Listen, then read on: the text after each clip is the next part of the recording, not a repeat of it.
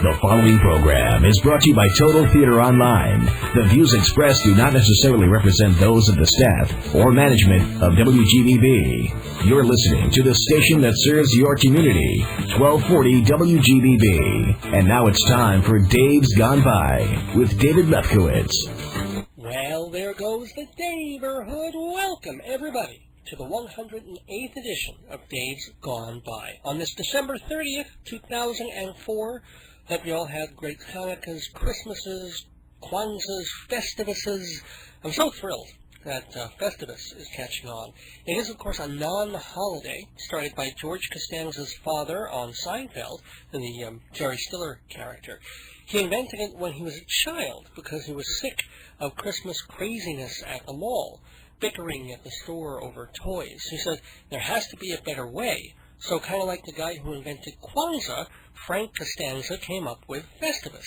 Actually, one of the writers did it for real and then wrote about it in the show. And it's a pretty simple holiday. Instead of a tree or a flag, everybody puts up a bare aluminum pole. There's no lights, no tinsel, no manufactured seasonal cheer. According to the New York Times, there are just two rituals: accusing others of being a disappointment, and the holiday isn't over until someone wrestles the head of the family to the floor. And people are really taking to this holiday, which has the slogan, "A Festivus for the rest of us." The Times interviewed real folks who went out to Home Depot and bought aluminum poles to stick in the ground. And they have to be aluminum, by the way. That's one of the few prerequisites.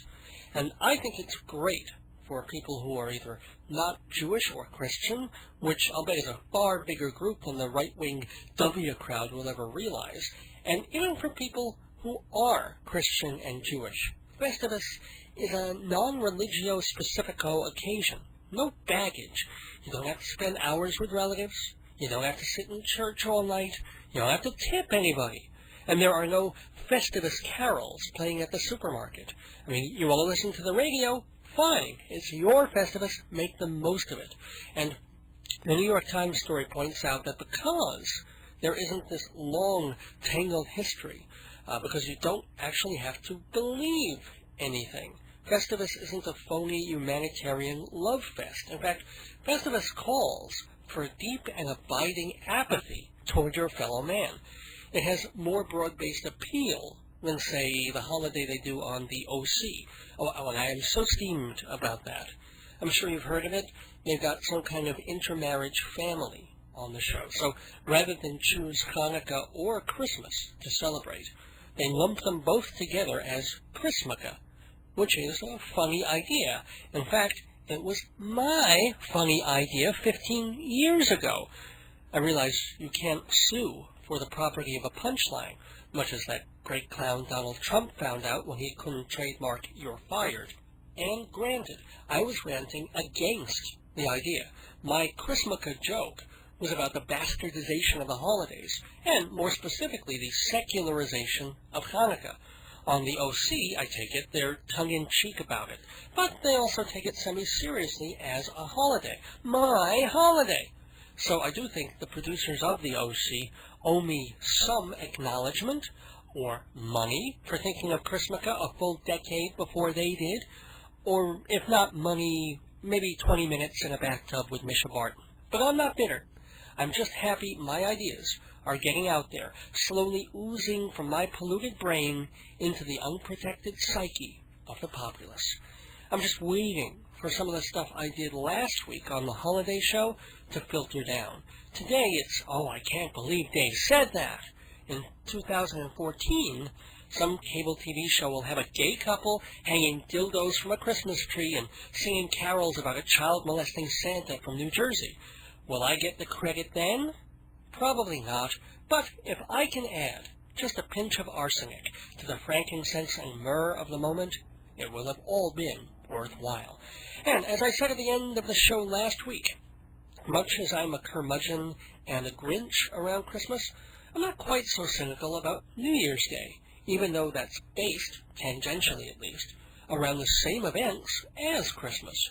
As a Jew, I celebrate Rosh Hashanah, the Jewish New Year, which on first glance is way more arbitrary than the Christian calendar. an important rabbi in 359 AD set down the whole Jewish timeline, which, according to him, started at 3759 BC. What happened in that year? I have no idea. Now, when I was little, and I hadn't taken any science classes, I just assumed that was the date the universe was created. 5,000 years seemed like a long time back then. So it was simple enough for my 9-year-old mind to think, okay, the last 1,000 years went from the Middle Ages to, like, now. The 1,000 years before that was feudalism and everybody living in mud huts and castles. And then somewhere in the first 3,000 years, monkeys turned into ape creatures turned into cavemen, and cavemen turned into football players. Simple. Then, when science came along to convolute things for me, the rabbis at my Hebrew school stayed one step ahead of us. They said, well, yes, it doesn't matter what scientists say about dinosaurs being around 50,000 years ago. The universe is 5,700 years old. But who knows how long a year lasted in the beginning of creation? In other words, a year back when Moses was alive could have been the equivalent of 1,000,000 years now, which kind of made sense to me when I first heard it. If our 5,000 years was actually 50 million years, then sure, that's enough time for amoebas to become fish, for fish to grow legs, and for legs to start wearing Nikes. But the logic only goes so far, because let's say one biblical year was actually our equivalent of 100 modern years. You start to figure, wait a minute, that's a damn long day. That means each of those days back then was 2,400 hours long. How'd you like to be working at a job you hated in Jewish calendar year 106? You get up in the morning, you hit the office, make coffee, and you're going to be at the office that day for the next 800 hours. Oh, sure. You get a 20-hour lunch break, 2.5 hours here and there to smoke a cigarette, and you're home in time for Jeopardy, which lasts 100 hours. And of course, what really doesn't jibe is how all those people from the Old Testament lived for centuries. Methuselah, 969 years. But he wasn't the only one. There were dudes in the Bible living 500, 600, 800 years. Noah, he spent a month on an ark, with everything from harmless bunny rabbits to, one assumes, poisonous snakes and cranky elephants, and he lived to 205. Now, biblical scholars like to point to the flood as being the deal breaker. Before the flood, the average life expectancy was in the upper 800s. After the flood, you had to be planning a will once you passed like 170. But then again, old Moses only made it to 70. So maybe there was some radiation leaking off those pyramids or something. Anyway, none of the numbers add up. If 1 year was equal to 100 or 1,000, then the guys who lived 1,000 years really lived 100,000 years, which must have made their health insurance costs astronomical. But what if we reverse it, and the ages were correct as we know them, only a year was much less than a year? If a year back then was only a month, then Methuselah only lived to his early 80s. Well, that sounds very possible, but then how do you squeeze in everything from the Big Bang to iPods in 5,000 years that were actually only 400 years? It makes my head hurt. Is it any wonder the Hebrew calendar doesn't last the same amount of days each year? And sometimes, I swear to God, sometimes they add an extra month. Elul 2. How would you like to be born on the second Thursday of Elul 2? Gee, Morty, don't you have a birthday coming up? I don't know, in a couple of years. I have to check my freaking almanac. But to be fair, the Hebrew calendar does revolve around the moon and all its cycles, which actually makes it somewhat more precise than the Gregorian one, especially since the Hebrew calendar gets to add or drop days if they're a little off. Rabbi, Shavuos is coming in the middle of winter. Really? All right, put in Elul 2. But of course, the Christian calendar is no better, because it's based on an arguably mythical premise. Jesus was born in the year 0, or is it 1? Well, he died in 33, so I guess it was the aughts. Anyway, the calendar we all use didn't become standard until Pope Gregory decreed it in the 1500s. Before that, Julius Caesar had concocted the Julian calendar, which was pretty much the same, except every 128 years, you lost a day. Now, our Gregorian calendar is a bit more exact, but why do we have to have a leap year every 4 years? Not to mention this turning the clock back, turning the clock forward nonsense. Okay, but again, although it may not sound like it, I do have a sentimental streak and a paranoid neurotic streak, so I don't mind marking the American New Year, whatever it happens to be based on. And though the day itself is no different from all the other days, it does come at the solstice festivus time, when we all need a little winter cheering up, and it does come as a badge of survival to all of us who made it through the past 365 or 6 days. I mean, on a very basic level, millions of people died last year. Natural causes, unnatural causes, all over the world. I mean, look at Asia this week. Millions of people keeled over and joined Jesus, Moses, and Pope Gregory in the spirit world. If you are listening to this program tonight, congratulations. You didn't die. Now, granted, it's only December 30th. There is one more day before New Year's, so, take it easy. Don't do any heavy lifting. But if you don't think you have anything to be grateful for, or if you keep wondering what's the big deal about tearing the top sheet off your Morton M. Haves mini desk calendar, well, stick around till later in the show, because just as I did last year, I'm going to come up with a bunch of reasons to be cheerful, to paraphrase Ian Dury, reasons to be grateful we were there to live through, to witness, and to appreciate 2004. Of course, we all know the bad stuff. Iraq, the MTA fare hike, gas and oil prices, Bush and company back in the White House, and maybe someone you know did die this year, or there was a medical problem or a financial disaster.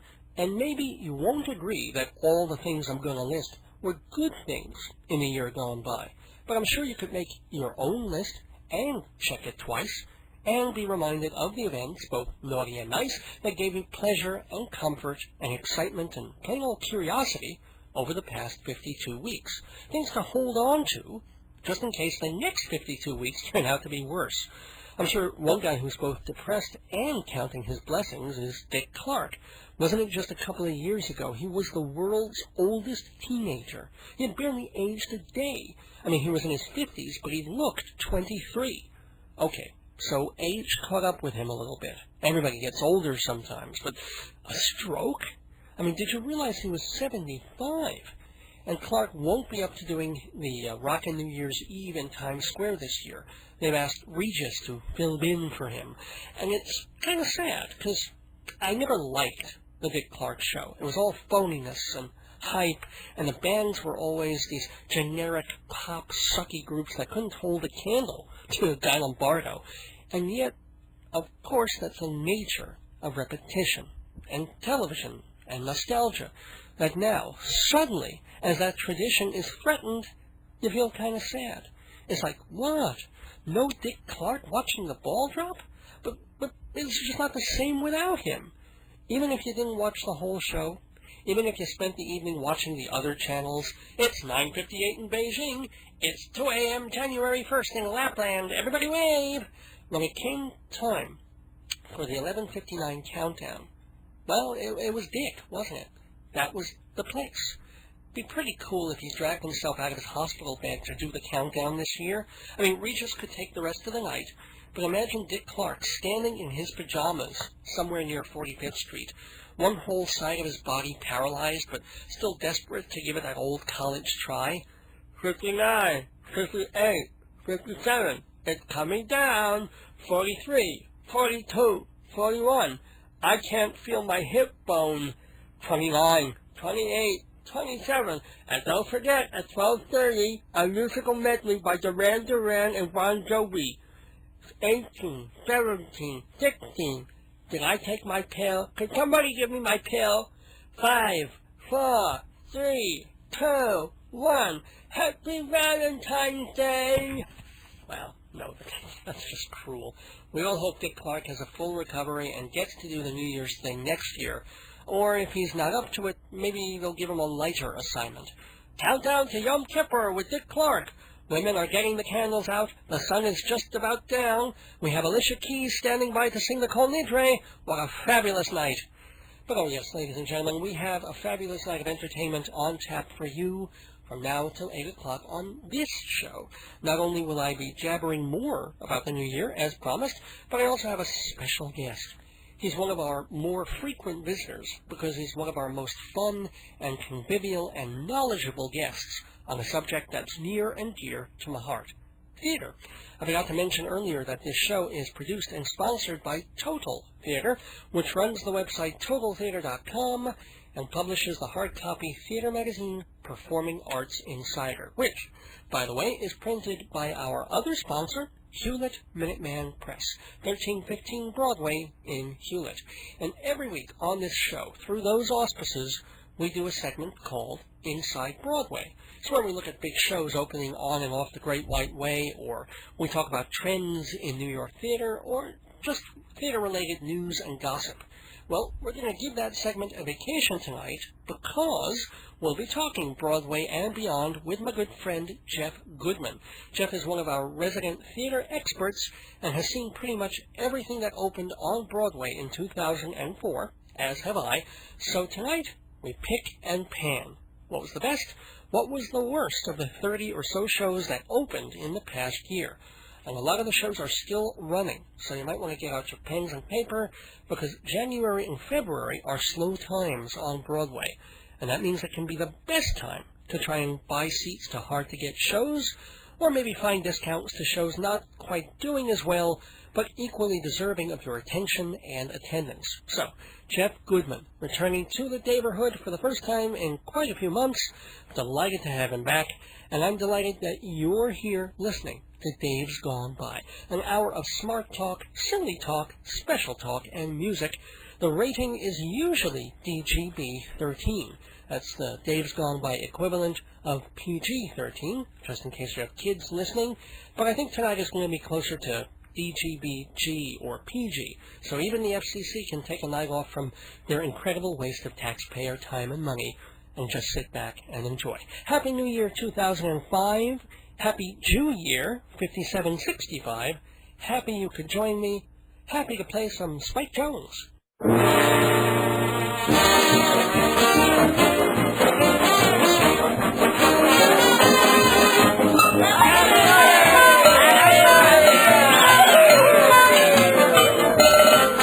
This is my New Year's resolution. When my mother-in-law begins to yell and shout, through the window I would like to throw her out. But I resolve not to do it, here is why. I'm afraid of hitting someone passing by. This is my New Year's resolution. When I'm at the movies watching a love scene, and the lady's hat is blocking half the screen, I resolve not to shout, take off that hat. I'll remove it gently with a baseball bat. This is my New Year's resolution. I need more Dave! Oh, I hear that all the time. Once a week is not enough, but you can get all the Dave you want on CD. Dozens of complete episodes, just $14 per disc, shipping and handling included. Add $1 more for a personal autograph. Dave's Gone By CDs come with jewel cases, photos, liner notes, makes a great gift. So, for more info, check our website or email davesgoneby@aol.com and ask for the CD list. Thanks, Dave! Okay, so your business proposal has been typed, proofread, photoshopped, and given a nice cover. Now, all you need is 20 spiral-bound copies, plus 1,000 copies of your latest brochure on special paper. Your Xerox can't do it. Your mailroom can't do it. Hewlett Minuteman Press can do it all. Your one-stop printing shop. Minuteman, 1315 Broadway in Hewlett, open 6 days a week, 10% off for Dave's Gone By listeners. Family-owned Minuteman. Their service can't be duplicated. And Dave Lefkowitz is here for the play-by-play by Dave in his book of plays, Marriage, Babies, and the End of the World. Comedies, satirical, silly, sad, and strange, all collected in a great-looking book. Just $20 hardcover, $12 soft, 516-295-1511, or davesgoneby.com for Marriage, Babies, and the End of the World. Da-da-da-da-da! Play Dave! Dave's gone cultural, Dave's gone cultural, Dave's gone cultural, ooh. Dave's gone cultural, Dave's gone cultural, Dave's gone cultural, ooh. Welcome back to Dave's Gone By on AM 1240 WGBB Freeport and live streaming on the web at AM1240WGBB.com. And it's time for Dave's Gone Cultural with a guest. It's kind of a mix of Dave's Gone Cultural segment and Dave's Got Guests segment, because I'm going to talk theater with this fella, as I have done a few times in the past. He's a good friend of mine and very lively and fun to talk to. His name is Jeff Goodman. He's been a theater critic for quite a few years, and we'll probably have a lot to say about the season past, or at least the year past, 2004, on and off Broadway. So first I want to welcome you, Jeff. Welcome back to the show. Hi, I feel so lively. No, I'm kidding. Come on. You're Mr. Jovial. And what do you feel jovial about from the 2004 season, like on Broadway or off? What were some of the things you liked and didn't? Well, the last season, but it wasn't from last year. I still feel jovial. I'm having an Avenue Q hangover. Really? Still? From that brilliant victory. It was a really well-orchestrated victory, too, as far as their marketing. They ran it just like the Oscars victories. They really advertised for it. Although I think they did it as a joke. Well, they knew they had to do something kind of different, and they had to look hipper than thou, you know, and cooler, and they kind of wanted to be cute about it, because at first they probably didn't think they had a shot in hell. And then when people really started loving the show, Avenue Q, they said, wait a minute, this could really snowball. And it did. Yeah. Who would believe it? I mean, I really couldn't believe it. The minute it won best lit music. Mm-hmm. In the Tonys, yeah. What? Yeah, I said, oh my God, it's going to win best musical. And you were right. I thought Wicked would take it. I really liked I thought towards the end, I thought Wicked would take music, but I really thought Avenue Q was going to take best musical. Because I thought of it, and I said, people usually vote with what, the best musical to them is the one they had the most fun in. And yeah, a lot of people really felt, as delight. I thought Wicked was pretty spectacular just to see, and I liked some of the music. But Avenue Q was, in a way, just such lighthearted, hilarious fun. Mm-hmm. And people, as I said, vote with your heart, and people did. They really got through like all the spectacle and said, you know what, Avenue Q was really cute, was really cool. What else did you see that you really liked? I'm trying to think what's open that I. Well, I'll run down sort of the list of the Broadway openings. Well, there aren't that many of them. Yeah. One of the things I really liked that I thought was I didn't like it for anything else other than great direction was Dracula.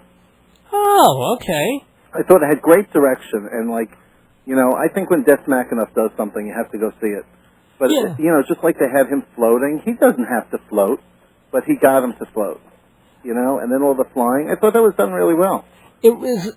I wouldn't say it was a good musical, but I think they trashed it so completely, the critics did, without really appreciating the fact that it wasn't bad. It wasn't good. It's not a good musical. What's wrong with it? And what they really did is they kind of screwed with the story. It kind of got boring. Yeah, except, you loved Renfield, and then, of course, he dies. Halfway through the show, one of your favorite characters dies. Not a good thing. And you don't really care that much about the women, even though you get to see them naked, which is kind of a neat thing. But you don't really like, which hurts. They were totally unappealing, the women. Right, and then the men, Jonathan Harker was interesting. Yeah. They made him interesting, but the way they changed the storyline didn't work either. What about the score? Do you remember any songs from Dracula? Nothing. Yeah. Me too. Absolutely nothing. Something about biting your neck and something about flies. All right, well, did you see the musical Brooklyn? Yes. And? Talk about feeling cold and not caring about the characters. I thought the acting was supreme. I really liked the cast was so talented. The problem is you could care less about the characters. And all you did is go out and sing the costumes. your other job is that you do parties and things and catering with balloons and flowers and what is that called? It's called Fancy Schmancy. We Fancy don't do flowers, but we do everything else. So we are the Bar Mitzvah Mavens. The Bar Mitzvah Mavens, Fancy Schmancy. How can people find out about that? They can call us at 516-797-3229. Thanks so much for the plug. Oh, you're so welcome. And I also want to just make it clear that you know about designing things and elements like that and creating stuff. So when you see the clever costumes in Brooklyn, it's on another level, too. Well, what do you think sparks my creativity is watching all these other people's creativity.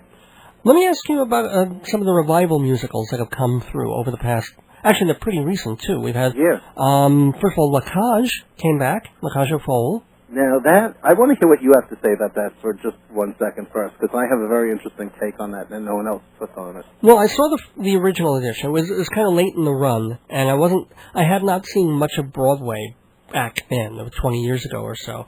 And so I thought it was okay. I thought it was cute.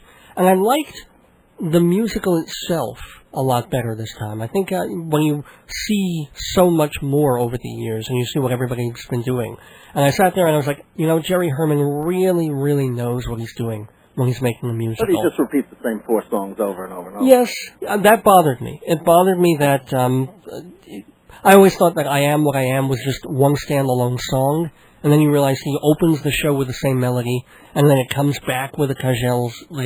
He could have written 1 or 2 more songs, but the show itself has a certain something. It's a Jerry Herman-ness. Right. Now I'll tell you what I was going to say. You didn't pick up on what I picked up on design work. My year has been of just theater design. I didn't think the design for Lacage was particularly...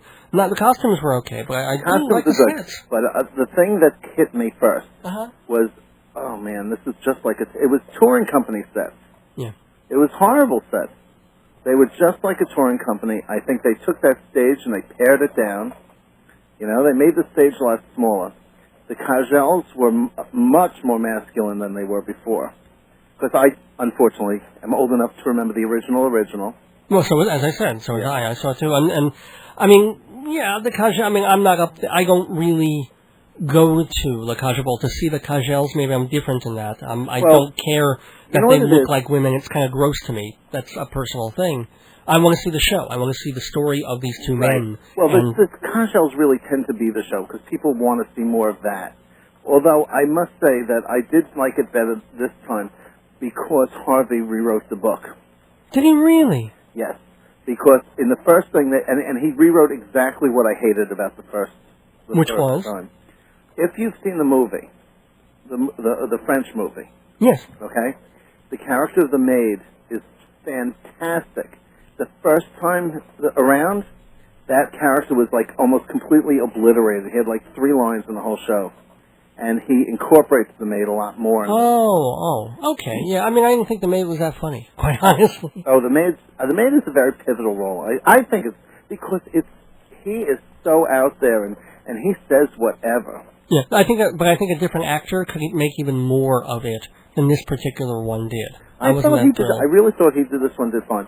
The other thing that struck me is that originally, as soon as he came out on stage, I thought Daniel Davis. I kept thinking Gene Barry. Okay? Oh, yeah. However, after I got into the show, Daniel Davis made it his own, and he is spectacular in it. He's a very good. They're both. Gary Beach is Gary Beach. I was a little disappointed in because he made Zaza a little bit too internal. You know what I mean? Especially I Am What I Am. He didn't come out with that big I Am Telling You number. You know what I mean? I like the way he began it, but then when he pushed it, I didn't quite buy it. Because you didn't buy it because he wasn't so overtly upset.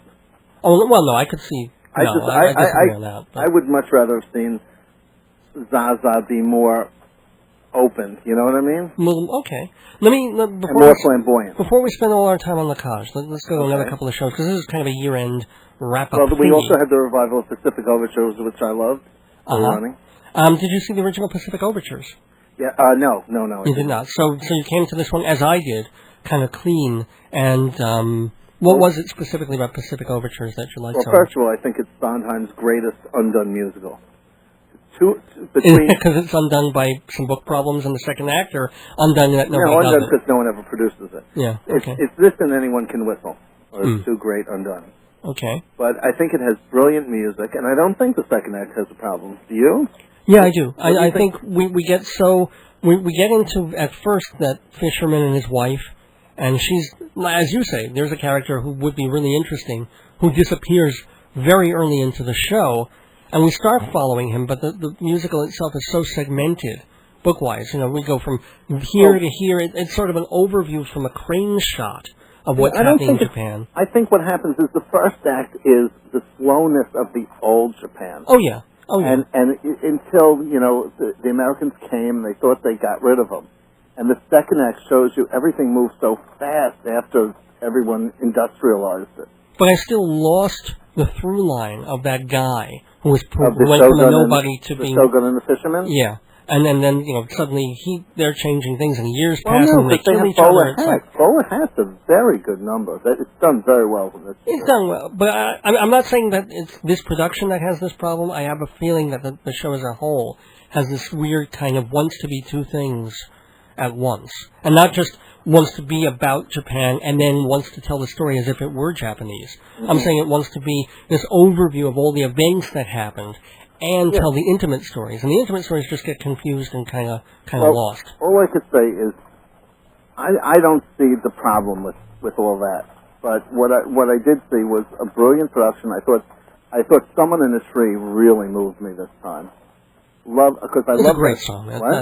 That's a wonderful... I mean, that song just stays in your head for days. Mm-hmm. I think I discussed with you my problem with the song, though, in the show. The fact that, as great a song as it is, what really happens is you have two guys. It's all about the beginning meeting of the Japanese and Commodore Perry's people. And something goes on in a tent where they're obviously arguing or trying to make a treaty or just being cordial or whatever they're doing. And the only report we get on that is from two people who happen to be outside the hut. One was in a tree and one was watching from... That's what makes it so interesting, because before the whole... it's set up by the narrator character, tells you that there's no record of what was done because it was done for no reason. It was just done to let them come and go. Well, yeah. So there was no records kept. But the thing, the only problem that with the song for me was as brilliant an idea of it as it is, because one guy can see everything that's going on, but he can't hear a word. And they put it together. And the other person, he heard everything, but they don't. They spend a lot of the song just saying, I saw it, I heard it. No. But they tell us very, very little of what they actually saw and heard. But all they could do is tell you what they saw and heard. He goes, someone reads a list from a box, and the other guy says, someone speaks of laws. You know what I mean? Yeah, I guess. So, and you just figure there's going to be something more that they tell you, but they say one or two little things, and then suddenly it's back to, I'm someone in a tree, I was someone in a tree, I was someone watching from here. That's the song. Yeah. What do you want? Anywho, what do you think But what I did like is in the first act, when the fisherman and his wife are walking home before, when he thinks he's doomed, I thought that was just lovely. Oh, yeah, there's a couple of beautiful songs in there. There's No Other Way, and... Pretty Lady is a... Pretty Lady, I thought was okay. Scary song, but yeah. But it was kind of done to frighten you. Well, it is. They turn into rapists. Well... Almost. They're stopped in their tracks. Oh, yeah. Fiddler on the Roof. Let's move to Fiddler. Fiddler? Yeah. Not a great revival. How come? Did you think it was a great revival? Great revival, no, but Fiddler always is Fiddler. Fiddler's Fiddler, and that's fine. But what was missing then? Energy. Great caveat? What, sorry? Energy? Energy. And they certain things, it's so funny, because when you screw around with my favorite stuff, you don't win, Like when they take Grandma's title and don't make her interesting. Okay. Very bad move. I don't even remember the when Muggle the Tailor has more energy, it's heavier. Well, I didn't like Muggle. I thought he was hamming and going, completely berserk. But it needed the energy in this thing. Now, what's happening coming up is very interesting. Oh, tell me. I mean, yes, I've mentioned this. Is heavier. With Andrea Martin as Golda? I know. I can't. I hope they'll let us back in, because my gosh, I would not miss that. No, me neither. Oh my God! I mean, the only song he could pull off, I think, is "Do You Love Me?" But, yeah, but why? What? He'll be singing that to Muggle, you know. Yeah, right. Hey, what about some of the plays that opened in the past season? Did you see Gem of the Ocean, I thought was terrific. The August Wilson play, Gem of the Ocean. One of his best, or middle, or what? I think one of his best. Because it was interesting. It told the story.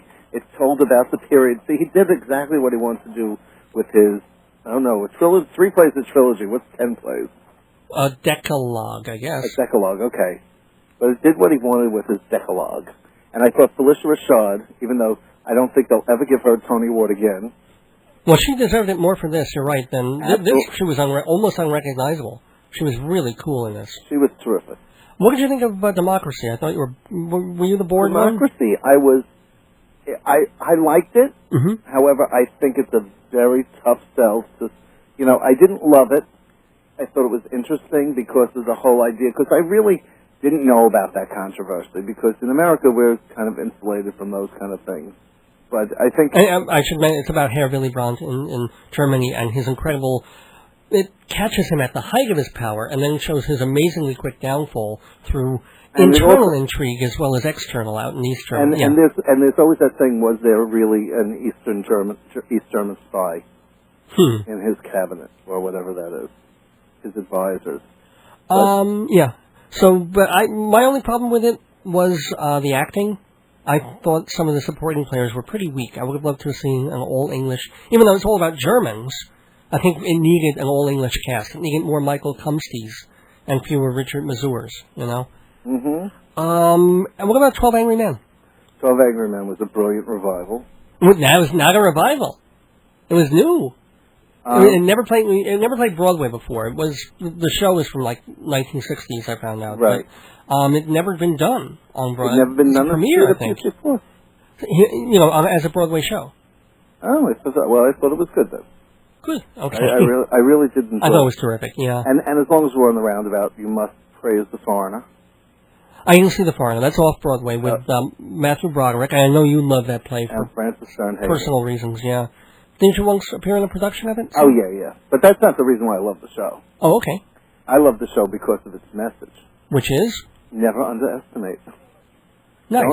Don't underestimate anyone, because that's what it is the people are constantly underestimating the characters. They may not actually do what they seem to do, but what they are doing is it's so convoluted, you have to see it. Because it's not like they're accomplishing what they actually look like they're accomplishing. Cool.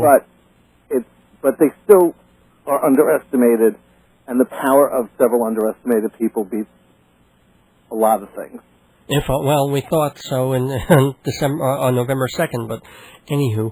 A couple of quick questions. Let's just close this with a couple of... You must go see that. That's The Foreigner at the roundabout. Now, the one-person shows that open, there have been a few of them. It was like good, better, terrible, okay, fine. 700 Sundays, the Billy Crystal? Loved it. Loved it, too. Probably the best thing, best one-person show this season. And what did you think of Whoopi's return? Whoopi? Mm-hmm. Could do without her. Really? I loved the first half hour. Yeah. When through her, I forget the character's name. The junkie. It's not Fontaine. It is Fontaine. Yeah. Through Fontaine, she gives her own point of view of her political points of view. But her other characters they just go on too long. There's too much talk of tampons and. Oh. You know? Yeah. I guess you're all up in it, aren't you? I don't know. I don't even know what that means. What did you think of the Mario Cantone, by the way? That's closing soon. You know what the problem was? What? The biggest problem for Mario Cantone is Billy Crystal came up with a similar thing and just did it better. Yeah. I thought also Cantone is a laugh and a half. Yeah. He is. I would certainly pay to see him. As long as, with fresh material. Yeah, he had me rolling, except for, like, the Liza and Judy stuff. That just went on and on. But the other stuff there were times when I was really... Also with Crystal. With Crystal, there were times I was hurting that kind of laughter, where, please don't tell a joke for 10 seconds so I can catch my breath kind of laughing.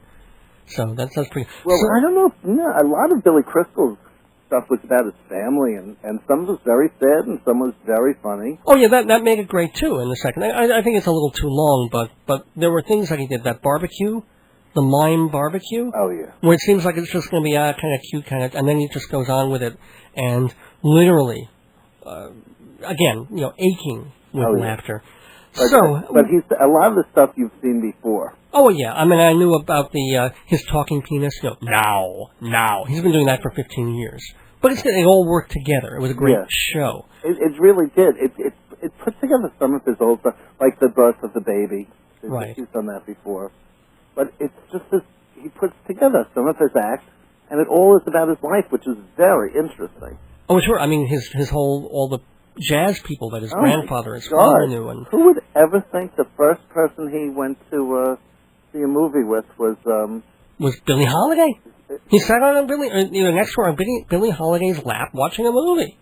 Who could believe? And he didn't turn into a strange fruit. But, Jeff Goodman, last question. What are you really looking forward to seeing on or off Broadway in 2005? Oh, Spamalot. Spamalot, yes. That's turning into as hot a ticket as the producers over in Chicago, by the way. Yes. So they're really, who knows? Well, it's sold out for the first 2 months of its run already. Oh, my gosh. It's probably going to recoup its investment before it opens. So, any others besides the Monty Python Spamalot? I think that that you're looking Dirty for Rotten Scandals is going to... Scoundrels, right, yeah. Scoundrels, I mean. You know what I'm waiting for? The revival of... what's the one about the women in the getting their hair done? Oh, Steel Magnolias. Yes. That'll be the first Broadway production of it. It was off Broadway 20 years or 15 years ago. Well, it's kind of following the footsteps of Little Shop. Sure. There's a whole lot of interesting stuff coming up. All right.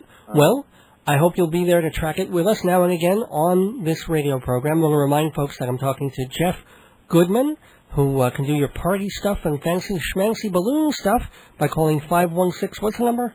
797-3229. 3229. And I should also, you are a legitimate published theater critic. I just can't tell people where you write for because it's generally under a pseudonym. Very secret. Very secret. But you, as everybody can tell, you know your theater, you love your theater, and you're great fun to talk to. And you know what I do best? What's that? I do bar mitzvahs that are themed with Broadway. Of course, Broadway-themed bar mitzvahs. Can you imagine? Well, if I ever have a kid, I want you to do a night mother bar mitzvah for him. Oh, good Lord. Like put little shotguns on all the tables. With Brenda Blessing. Everybody gets salty, hot chocolate. It'd be really cool. Jeff Goodman, Happy New Year to you. Thank you. Happy 2005. Thanks. Thanks for visiting the neighborhood. Always my pleasure. Bye. If you love Broadway, off-Broadway, cabaret, opera, and dance, isn't it time you subscribe to Performing Arts Insider, the ultimate guide to everything on the stages of New York? Listings, reviews, box office and production news, even Broadway rumors. To subscribe or get a sample issue, call 516-295-1511, 516-295-1511, or go to TotalTheater.com and click on Performing Arts Insider.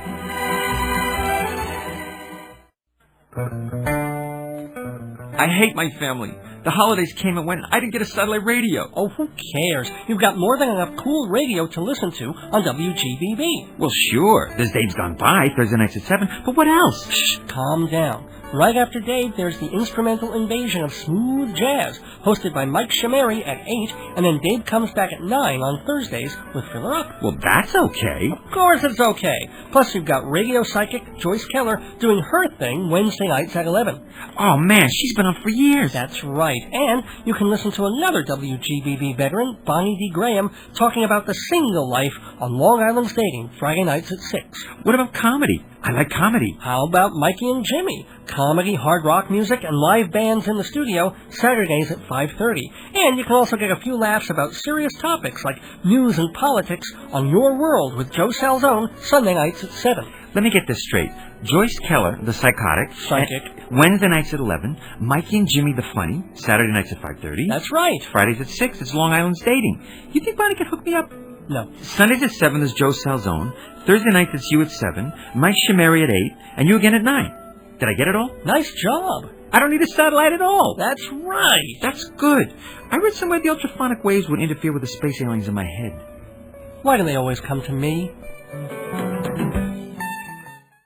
Sponsor me, Dave's Gone By. Run your ad, folks will buy. If you want to reach the public, sponsor me. Advertise on this program for incredibly reasonable rates with long-term discounts. See prices at davesgoneby.com or call 516-295-1511. Sponsor me. If you're wise, on Dave's Gone By, you'll advertise. If you want to be successful, sponsor me. Welcome back to the final moments of the 108th edition of Dave's Gone By, the last episode of 2004. And it's been a really great year for the show. I am so proud of where it's gone to this point, and I can only see it growing and getting better in the year ahead. Some of the guests we have coming up in January include legendary rock journalist Al Aronowitz. He wrote for the New York Post for a bunch of years. I mean, the paper was always conservative, but God knows he wasn't. Aronowitz is best known for being there, not just being there, but initiating one of the defining moments in rock and roll history. For better and worse, the first meeting of Bob Dylan and the Beatles and the herb that broke the ice. We'll talk about that and also his friendships and acquaintances with, truly, the royalty of rock and roll. The Stones, Paul Simon, the Byrds, Jimi Hendrix, George Harrison. A few weeks ago, my guest on the program was Neil Innes, the songwriter and former Monty Python cast member, and he told of a lifelong friendship with the late George Harrison. Said only nice things about the man. I gather Al will too, but you have to tune in to find out. Sometime in mid-January, Al Aronowitz. Also on the program, a lesser-known musician, but a very talented guy, making some very good music in a fun, sort of old-fashioned style. If you took Sinatra and Rat Pack-era crooning and jazz, added a little bit of funk and a pop sensibility, you have Jeffrey Tozer and his Swank Pharaohs. Tozer isn't just a singer-songwriter-musician, he's also a writer, and he's trying to create a milieu, the musical world of Swanktown, a hip, offbeat, 3 a.m. loser bar kind of vibe. The best I can describe it is Ray Milland meets Tom Waits meets Phil Noir meets Gene Shepard. If you have no idea what I'm talking about, listen in January for Jeffrey Tozer with his sweet, swinging swank visiting the neighborhood. I was going to have him on next week to start the new year. Seemed like kind of an ideal Annam opener, but if all goes well, I have another musical guest who's actually playing in town next Friday, January 7th, at the Bottom Line, and so I wanted to get him on the night before to promote that show. Chris Smither, the one and only Chris Smither, will be my guest next Thursday, January 6th. He's absolutely one of the unsung majors of modern folk blues. His career began back in 1970. It got waylaid for several years because of record contract BS, but he's been back on track since the mid-1980s, and you hear Smither and you realize he is a major, major artist. If America prized a different kind of music right now besides hip-hop and bubblegum sex pop, Chris Smither would be something close to a superstar. Then again, so would Tom Paxton and Lucinda Williams and Richard Thompson, and let's not get into all that. Let's just be excited that Chris Smither is, fingers crossed, looks definite, my guest next week on Dave's Gone By. See, I was going to do a whole list of reasons to be grateful about 2004, and I'm already gushing about 2005. But okay, a promise is a promise, and as I said at the top of the show, whatever went wrong in the past year, and we can all list a bunch, there were a lot of reasons to be thankful too. Now, my reasons might not be your reasons, but you could do worse than taking a few minutes and coming up with your own list. Anyway, let me start with show stuff. My sponsors, of course, Hewlett Minuteman Press. They're great to work with, they do a terrific job, and they give my listeners a 10% discount. They help support the show. Happy New Year to the Toron family, who has run Minuteman since the 1970s. much success in 2005. I'm also grateful to Total Theater and Performing Arts Insider for their support, with a special shout-out to Richmond Shepard, the co-publisher of Performing Arts Insider, who's always making helpful suggestions and really being a big supporter of what I do. I'm grateful to the cool folks at the radio station who have welcomed me and nurtured me here. I started 2004 as the host of one radio program on WGBB. I've ended it as the host of two shows, Dave's Gone By and Fill Her Up, which happens at 9 o'clock tonight. It's an hour of music, just music. And the theme tonight?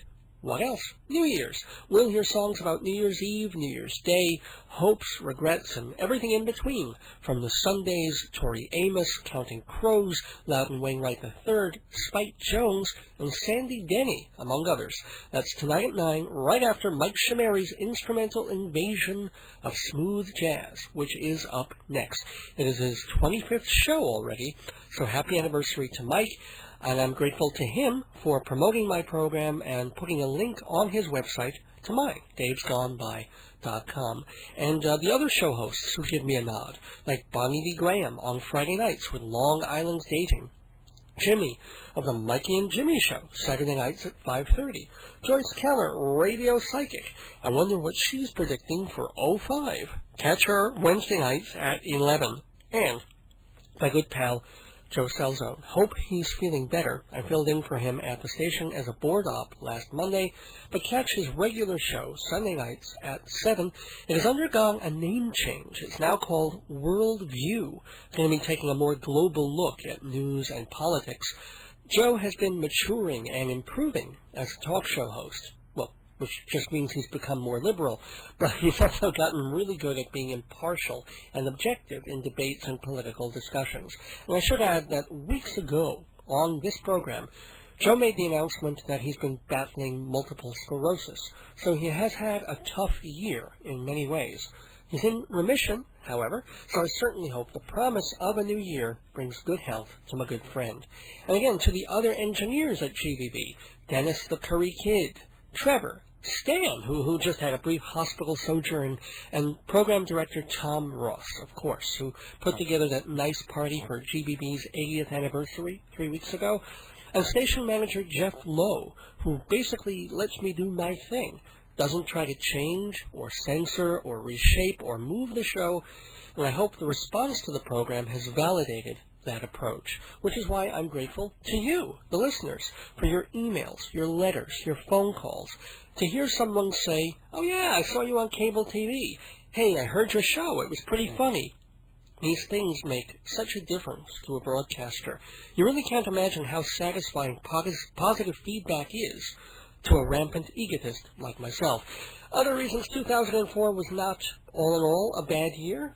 Little things, like piecing together the puzzle of a good movie like Eternal Sunshine of the Spotless Mind, or just being amazed at the brilliance of Ricky Gervais and his show The Office, which takes the comedy of embarrassment and awkward moments to magnificent levels. You can't bear to watch, yet you can't help but watch.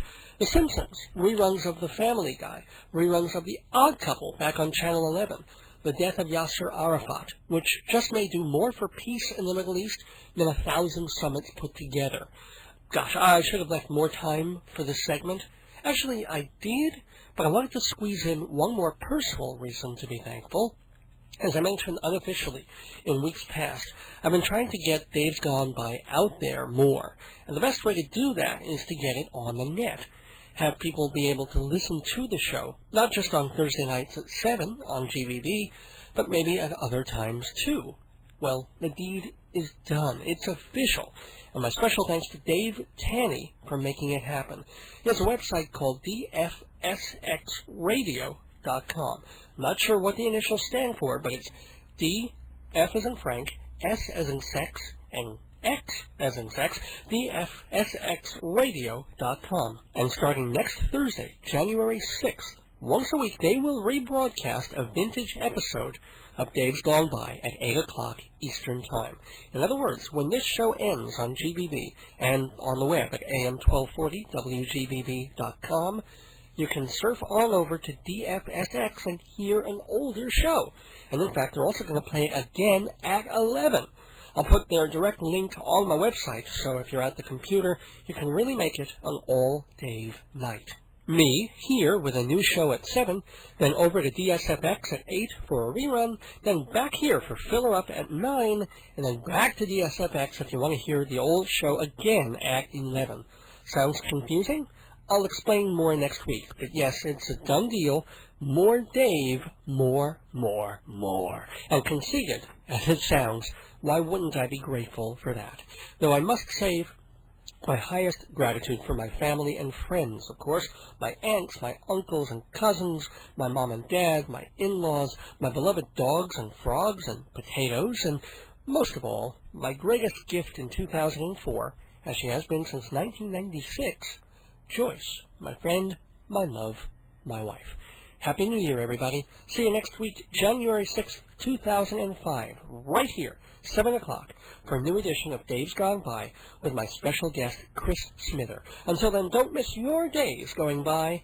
Good night, take a cup of kindness, and gone by.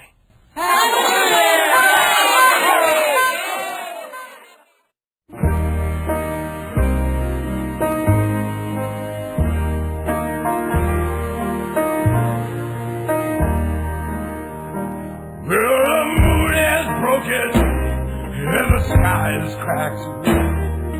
Come on up to the house. The only thing that you can see is all that you lack. Come on up to the house. Oh, your crying don't do no good. Come on up to the house. Come down off the cross, we can use the wood.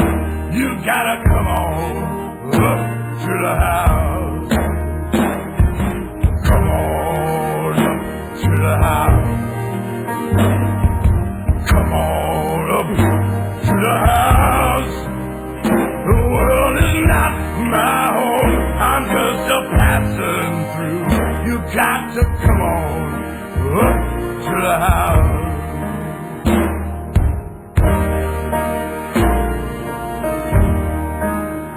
There's no light in the tunnel, no irons in the fire. Come on up to the house. And you're singing lead soprano in a chunk man's choir. You got to come on up to the house. Doesn't life seem nasty, foolish and short? Come on up to the house. The sea